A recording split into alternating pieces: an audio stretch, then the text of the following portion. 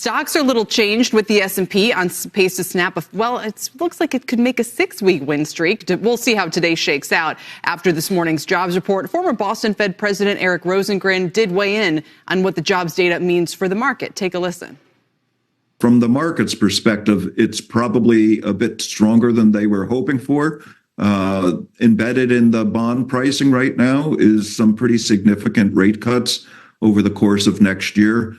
I'd be very surprised if those are ratified if we continue to get the kind of data that this report shows.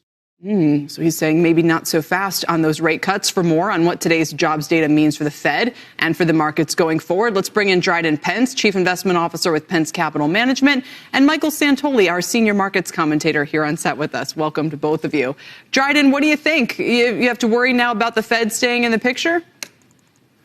Well, I think we're of the opinion that it's really kind of switched from, higher to longer to how low, how fast. And we think that probably the Fed is only going to maybe do 1 or 2 cuts next year. And that we think that we're going to be in this higher regime. If the market is pricing in 5 or 6 cuts, I think they're going to be wildly disappointed. I think it's going to be maybe 1, maybe 2, because the economy is still quite strong.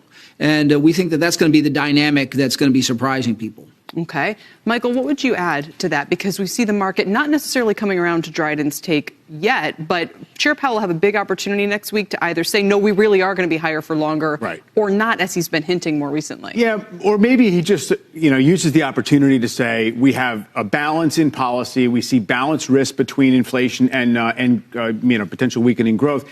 To me, it's about which market we're talking about counting on and needing rate cuts. To me, the stock market right now is not at this level because it's assuming we get 100 or 150 basis points of cuts next year. Really? It's because we have peak Fed, peak yields, peak oil, and all those things that suggest we have a little more of a sustainable moment in the expansion. At some point, maybe Powell will have to kind of, forcibly snap the market's attention in a different direction. But right now, I think the Fed enjoys the luxury of kind of waiting, seeing, and letting things evolve. To me, disinflation, and especially when we got that on November 14th, the CPI report, confidence in the disinflation trend means good economic news can be good economic news. And that's where we are until further notice, unless we see some stickiness in inflation. Yeah, Dryden, the way that I took this jobs report this morning, and correct me where I'm wrong here, it's like we're driving on a flat road now. And as Mike was saying, if you brake, that's a good thing. If you accelerate, you're not necessarily going to lose control of the vehicle. But do you feel like that is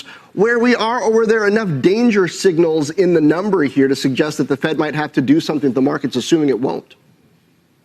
Well, I think the point is we're going to switch to this regime where good news is good news. And that I think the Fed does engineer the soft landing. And as they do that, you're going to see from a market standpoint, you're going to see earnings continue to grow. You're going to see some more stabilization. You'll probably see small caps do well. So I think the point of the matter is everybody's been thinking that the Fed got it wrong. And this may be one of those cases where they've got it right. So we get this moment where they do stick the soft landing, and I think that that's going to be really good for the markets in 2024 and 2025.